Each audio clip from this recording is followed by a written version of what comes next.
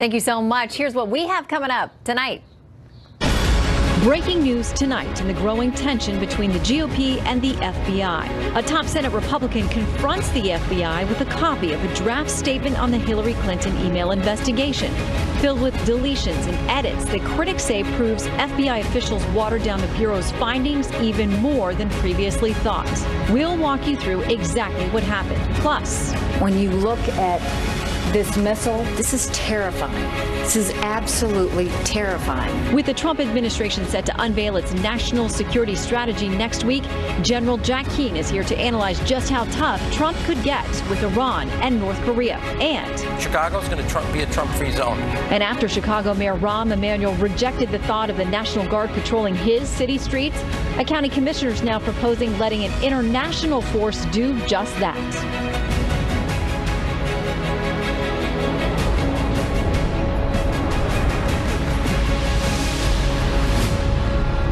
Hello and welcome to Fox News at Night. I'm Shannon Bream in Washington.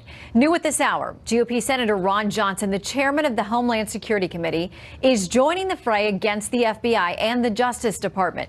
Senator Johnson releasing the original draft statement about the Hillary Clinton investigation from then FBI Director James Comey. Now, Johnson walks through several key edits which seem to be aimed at watering down any potential charges against the former First Lady. Also tonight, new roadblocks emerging against tax reform from Republican Senators Marco Rubio and Mike Lee. Now, we heard just minutes ago that the text of the tax bill is closed. We'll explain exactly what that means. But we've got team coverage tonight on both of these fast-developing stories. Doug McKelway staying up to speed on tax reform. Ed Henry is combing through the original FBI document newly revealed. So, Ed, we're going to start with you. It's very illustrative. Oh, yeah, big time. And it's not good for James Comey. Breaking tonight, we've previously heard, as you said, about the early drafts of Comey's July 2016 public statement exonerating Hillary Clinton in the email mess. But now, for the first time, we're seeing the actual changes in black and white, and it's not pretty for Comey. It suggests major edits were made by FBI agent Peter Strzok and others to give Clinton a major political assist and try at least to prevent Republican Donald Trump from being elected. Here's the timeline as put together by Senate Homeland Security Chairman Ron Johnson, as you mentioned. May 2nd, 2016. Comey emails a draft statement clearing Clinton of criminal wrongdoing to the FBI Deputy Director Andrew McCabe and two others before the FBI has interviewed Clinton and other key witnesses. May 6th. FBI officials exchange proposed edits to Comey's statement, and McCabe forwards the draft statement to other senior officials like Peter Strzok, who we later learned sent all of those pro-Clinton text messages. There were repeated edits, at least 3 times, the words grossly negligent taken out. Comey originally writing, there is evidence to support a conclusion that Secretary Clinton and others used the private email server in a manner that was grossly negligent with respect to the handling of classified information. That changed for Comey when he addressed the country in July. Although we did not find clear evidence that Secretary Clinton or her colleagues intended to violate laws governing the handling of classified information, there is evidence that they were extremely careless in their handling of very sensitive, highly classified information. Careless, suggesting not criminal. Another major change, we're just getting our hands on. Comey originally planned to say, quote, similarly, the sheer volume of information that was properly classified as secret at the time it was discussed on email, that is excluding the up-classified emails, supports an inference that the participants were, again, grossly negligent in their handling of that information. That changed dramatically to say very innocuously, quote, in addition to this highly sensitive information, we also found info that was properly classified as secret by the intel community at the time it was discussed on email, that is excluding those up-classified emails. Now, another big story in this document dump about the FBI's agreement to give immunity to key witnesses like Clinton aide Cheryl Mills, and the fact that Comey actually made a side agreement that required the FBI to destroy evidence on electronic devices that were turned over to the agency. When have you ever heard of the FBI doing a quote-unquote thorough investigation where they say, hey, give us that iPhone, give us that BlackBerry, give us that laptop, we're going to destroy everything? Or we're going to exonerate people before we've even interviewed the key witnesses or the person who is the subject of the investigation. So it's a really revealing document laid out today. Thank you so much, Ed. All right, good to see you, Shannon. All right. Oh, by the way, we've got more questions for you. I think. Well, Chuck Grassley wanted to weigh in on all of this. Yes, he did. I'm sorry about that. Let's talk about Chuck Grassley, because he did have a lot to say. I mean, he's raising the question a lot of people are actually about this. Yeah, no doubt about it. I mean, what Grassley is saying is look, all those text messages we've been talking about in the last couple of days, he sent a letter to the Deputy Attorney General, Rod Rosenstein, and Grassley demanded, get to the bottom of one text. There's all kinds of them. But August 2016, where they invoked a meeting in the office of FBI Deputy Director Andrew McCabe that appears to go beyond just personal political views of these FBI agents and talks about having an insurance policy against a Trump presidency. Was that conspiracy? Grassley weighed in. There is a very good reason to suspect that people that were very early involved in the investigation and very deeply involved in it had biases against the president and very much supporting and anticipating that Hillary Clinton would be president of the United States. So that's big. And something that will be very welcome at the White House is this new scrutiny of James Comey, who's been on social media trying to almost taunt the president with posts like this on Instagram.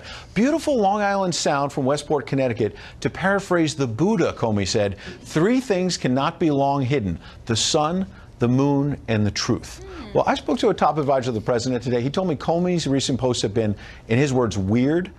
And people at the White House are saying, does he want to become a Swami or something? And they're basically saying, if he wants truth, why does he try to get to the truth of what actually happened with the Clinton investigation? As those details emerge, James Comey, others at the FBI, the Justice Department, a little worried tonight. We're glad you stuck around for the second Yeah, part. you know, you were trying to get to Friday, as you call it. Listen, I do love early. Friday, but I got ahead of myself, and there was a lot more good information in there. So, Ed, thank you very See you much. tomorrow. All right, we'll see you then. All right, now on to the Trump agenda: regulatory rollbacks and tax reform. 2 of the president's biggest campaign promises in the spotlight today. This afternoon, he touted one of the first executive orders he signed after taking office, and the massive regulatory cuts already taking effect as a result of that. Let's cut the red tape. Let's set free our dreams. And yes, let's make America great again. And one of the ways we're going to do that is by getting rid of a lot of unnecessary regulation. Meanwhile, tonight, the fate of tax reform is up in the air. It's not Democrats throwing a wrench in the president's plans.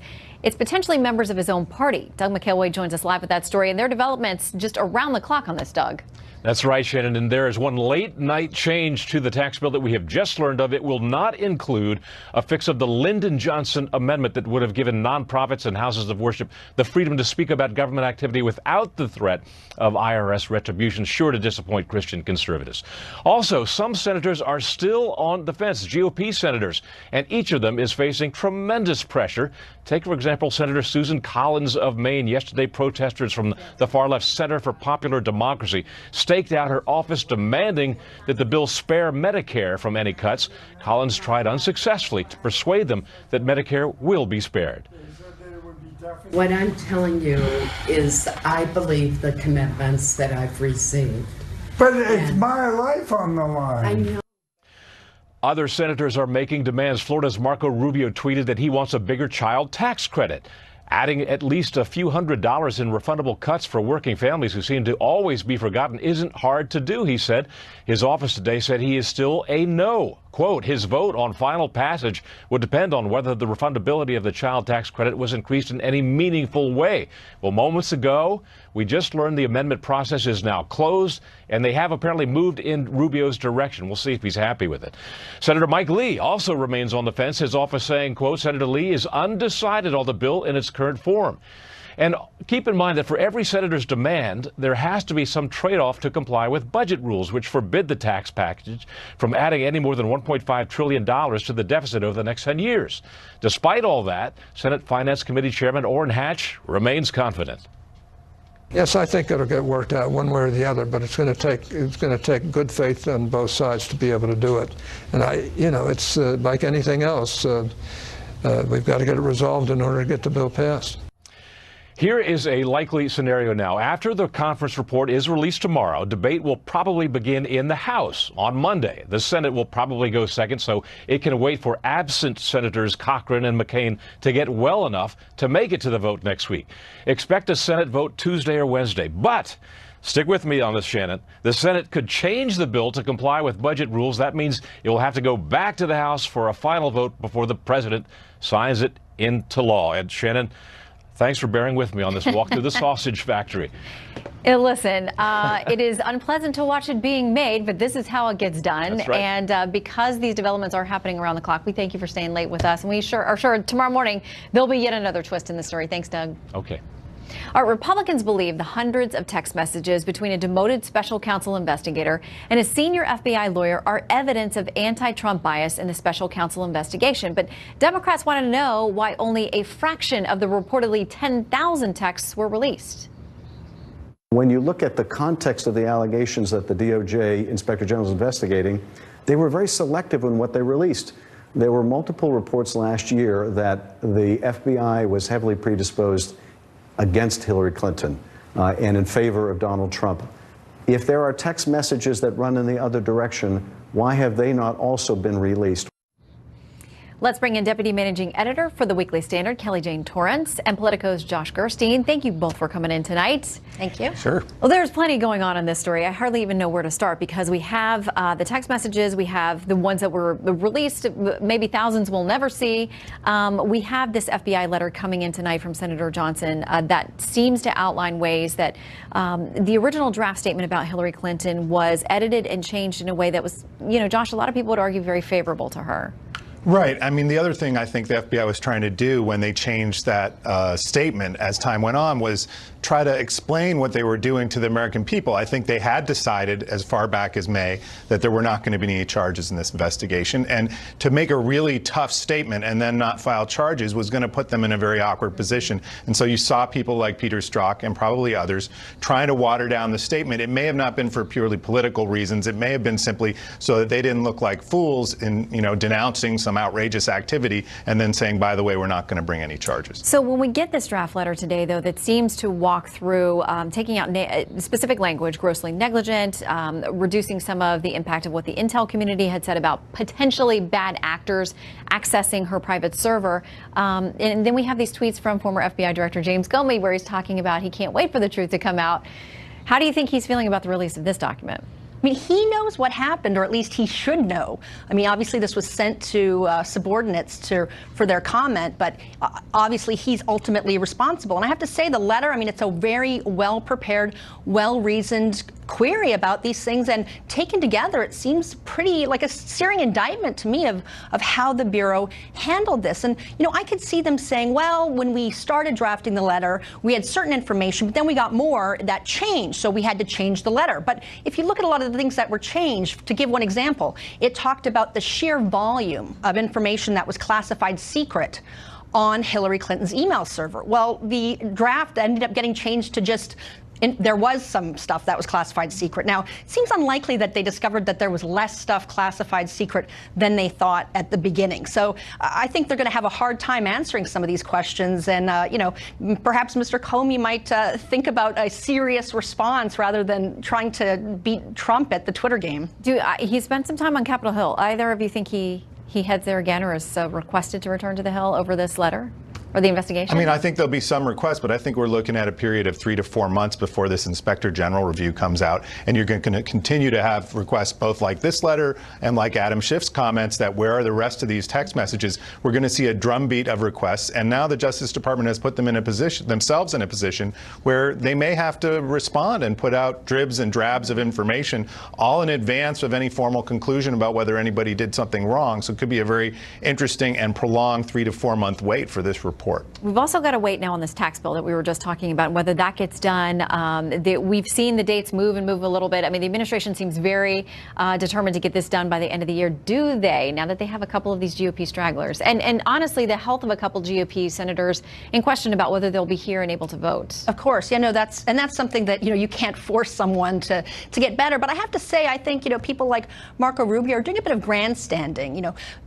GOP senators already knew that each one of them individually had a fair amount of leverage given how tiny that minority is. Well, given now that it looks like that minority is going to be even smaller starting at least in January, if not a bit sooner, I think each one's realizing, hey, I have even more leverage now. I'm going to see what I can get out of this. And, you know, with Marco Rubio, that child tax credit, it already was made more generous than the House version. And, you know, he got some part of what he wanted. So I think it's a little bit of game playing and making a bigger name for himself even with this right now. It sounds like our senior reporter or producer on the Hill, Chad Pergram, is saying that things did, quote, move in Rubio's direction as they close this down tonight. Josh, did they get it done before Christmas or by year's end? I think they will get it done, and I think what you're seeing also from Rubio and other senators that are putting on pressure to try to alter this at the last minute is them trying to manage potential downside from this bill. If people are going to say, well, it's too much of a giveaway to the rich, if they were in there at the last minute saying, can we sweeten this more for the middle class, for the lower middle class,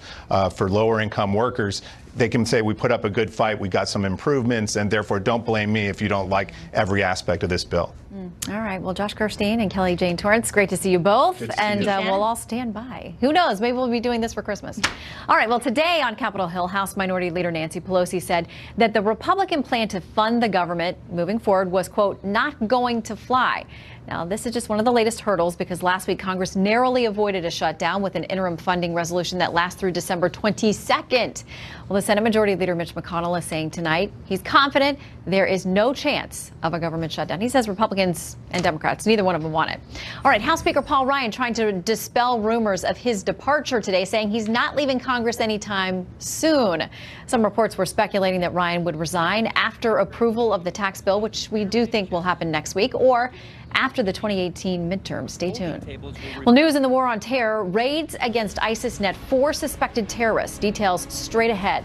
And President Trump set to unveil his national security strategy next week. Just how tough will he get on North Korea and Iran? General Jack Keane joins us next. And Chicago leads the nation in homicides. The president has threatened to send in the feds. The mayor says no way he wants the National Guard patrolling the streets. But now one local official is looking for international help. We're being, again, decimated by the violence that we see here in Chicago. I mean, this is really a genocide. And we have to do ISIS threats for New York City during the holidays, coming just days after a failed pipe bomb attack in a busy transit hub. The terror group also threatening, quote, showers of bullets on America. Meanwhile, a Long Island woman was indicted today after she allegedly laundered more than $85,000 through Bitcoin overseas to the Islamic State. Federal officials say she planned to join ISIS in Syria. Well, President Trump spoke with Russian leader Vladimir Putin on the phone today. The Kremlin says they talked about bilateral relations in North Korea. The White House says Mr. Trump thanked Putin for acknowledging America's strong economic performance. The conversation coming a day after 2 F-22 Raptors fired warning flares at Russian warplanes over Syria. The F-22s reportedly intercepted the Russians as they tried to cross the so-called deconfliction line in Syria. Well, the U.S. ambassador to the United Nations is throwing down the gauntlet at Iran over accusations the Islamic Republic is funneling weapons to terrorists in Yemen. Take a look.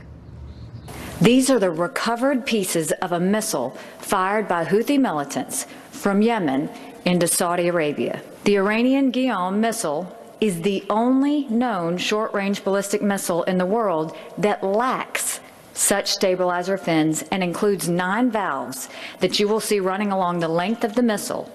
Those valves are essentially Iranian missile fingerprints. The weapons might as well have had "Made in Iran" stickers all over it. So what might today's reaction by the administration mean for the Iran nuke deal? Fox News senior strategic analyst, retired 4-star General Jack Keane joins us live. Good to see you, General. Yeah, good to be here, Shannon. What do you make of this presentation today? Because as you know, you've discussed, we're only a couple of weeks away from the president having to make another decision about certifying the Iran nuke deal. Well, it's actually a stunning revelation, and I think it's a terrific move on the part of the administration to put this right out there, let everybody see the evidence. I mean, clearly this missile was fired near an international airport, Riyadh, which many of us have been in and out of many times.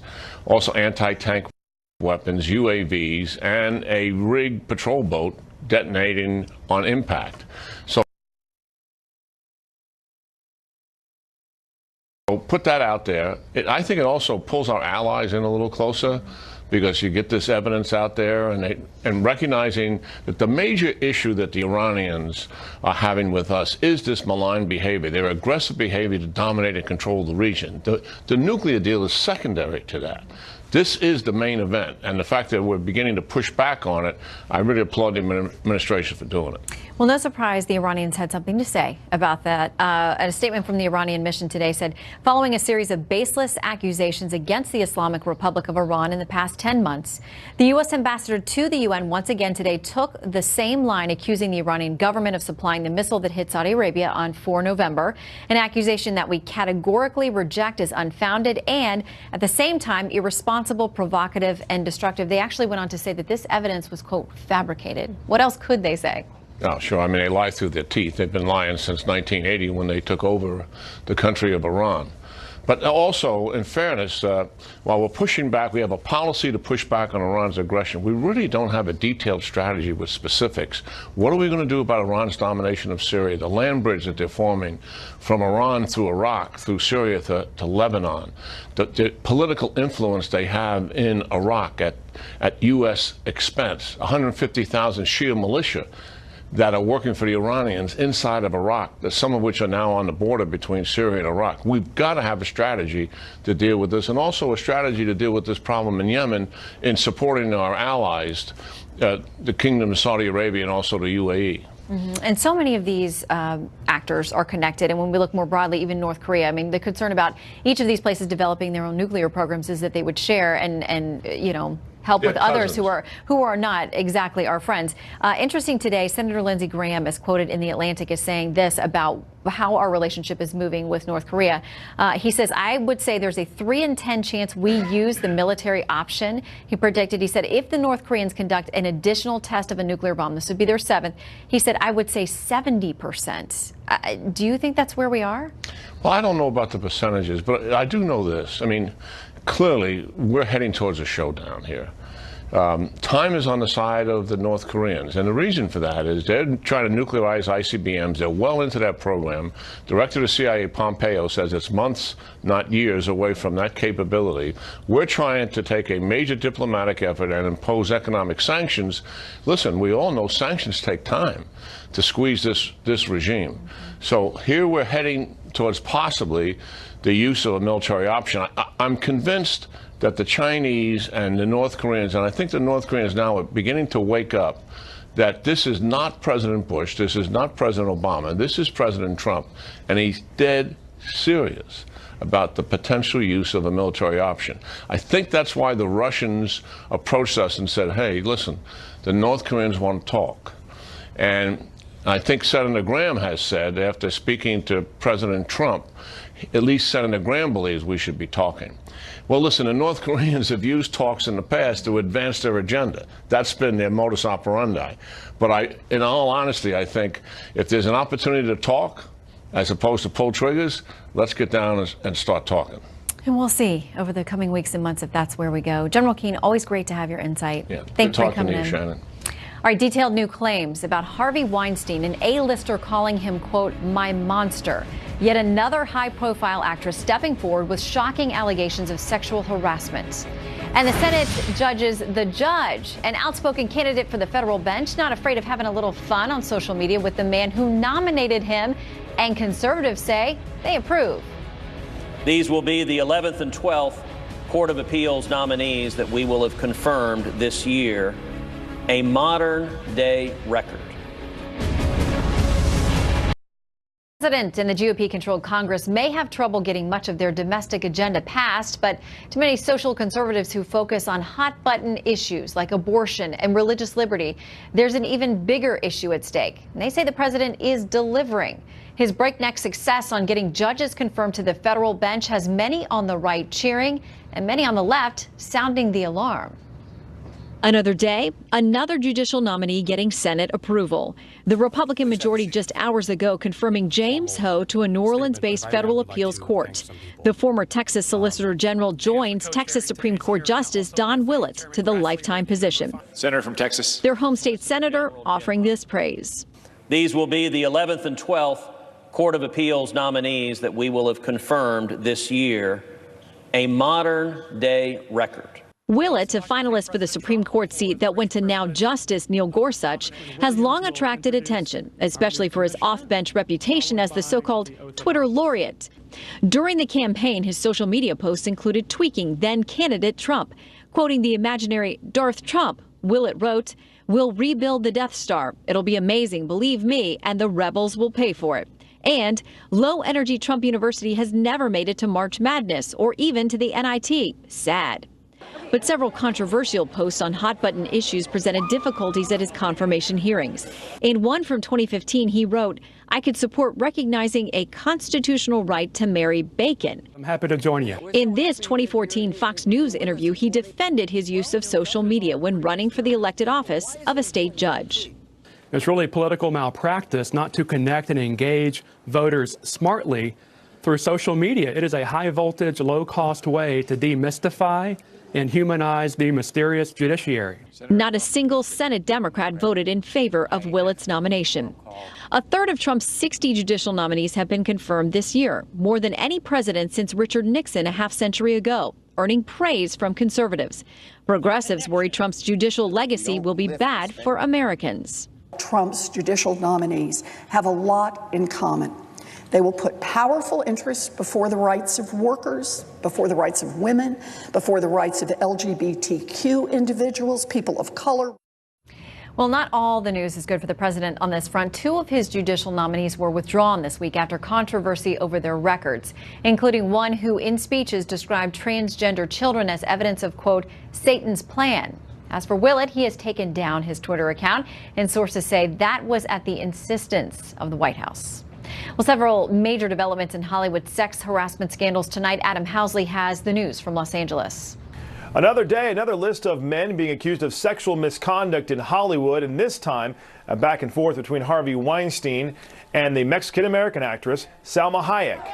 In an unbelievable New York Times opinion piece yesterday, the actress said not only did Weinstein threaten to kill her, but also forced her to film a lesbian sex scene for the movie Frida back in 2002 after she spurned his advances. Hayek would eventually receive a Golden Globe, SAG, and Oscar nominations for her role in that movie. But Hayek said she started crying and convulsing and throwing up before shooting the scene. Through a spokesperson, Weinstein says he does not recall making Hayek film a gratuitous sex scene against her will, and he regards Salma Hayek as a first-class actress and cast her in several of his movies. This latest disturbing allegation against Weinstein comes as more men are being accused of sexual misconduct. PBS has announced it will no longer distribute talk show host Tavis Smiley after a spokeswoman called multiple credible allegations of sexual misconduct were discovered by a recent investigation into the late-night show's host's behavior. Smiley posted a lengthy statement online and also a video to Facebook responding to the allegations. But let me also assure you that I have never groped, inappropriately exposed myself, or coerced any colleague in the workplace ever in my 30-year career. PBS launched this so-called investigation of me without ever even telling me about it. Also, noted filmmaker Morgan Spurlock, best known for the 2004 documentary Supersize Me, went on Twitter saying he was part of the problem, and then in a long online statement acknowledged examples of sexual misconduct in his past and also infidelity in an online confession titled, quote, I am part of the problem. In part, he says, I am part of the problem. We all are. But I'm also part of the solution by recognizing and openly admitting what I've done to further this terrible situation. I hope to empower the change within myself. We should all find the courage to admit we're at fault, end quote. All this comes as now 4 women accuse music mogul Russell Simmons of rape, and also actress and activist Rose McGowan on Twitter claims that Harvey Levin, the founder of TMZ, is harassing her and holding something over her head. In Los Angeles, Adam Housley, now back to you. Thank you, Adam. Well, coming up, the surprising place Chicago is now looking for help to fight the city's soaring murder rate. Will an international force soon be patrolling the Windy City streets? And a dramatic rescue operation amid Europe's ongoing refugee crisis. We will have the details in tonight's Where in the World?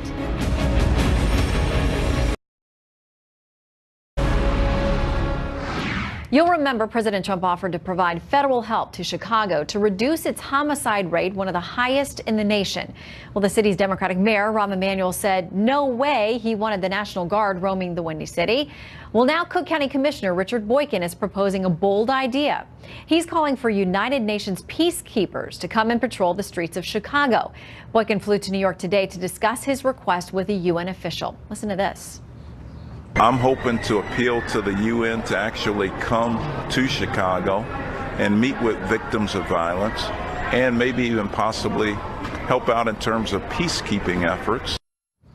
Well, joining me now to discuss that, Fox News political analyst Gianno Caldwell. Great to have you with us tonight, Gianno.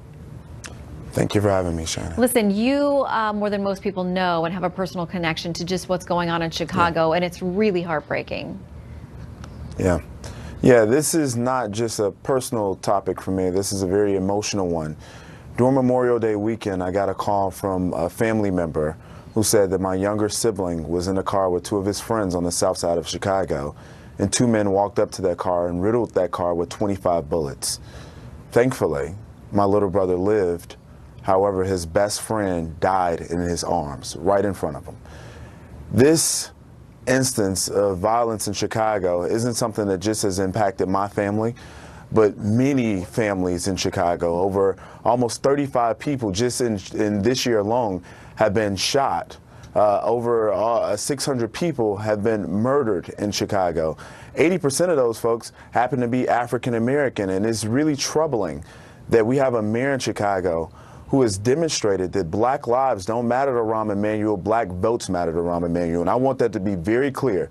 Black lives don't matter to Rahm Emanuel, black votes matter to Rahm Emanuel. And that's been demonstrated through a number of instances, whether it be him withholding a Laquan McDonald tape unjustly just so he can win re-election, or him saying, hey, instead of me focusing on the violence that has impacted 80% of the African Americans in the city, let me focus on the city's sanctuary status. So this has become very troubling for many of the Chicagoans, and I applaud Commissioner Boykin for having an out-of-the-box strategy, at least seeking information that can potentially help, save, and keep safe many of the residents in Chicago who deal with violence, gun violence, or whatever else on a very daily basis. Yeah, and you know, of course, he and the president have been, the mayor and the president have been very combative. They have many differences on a number of topics.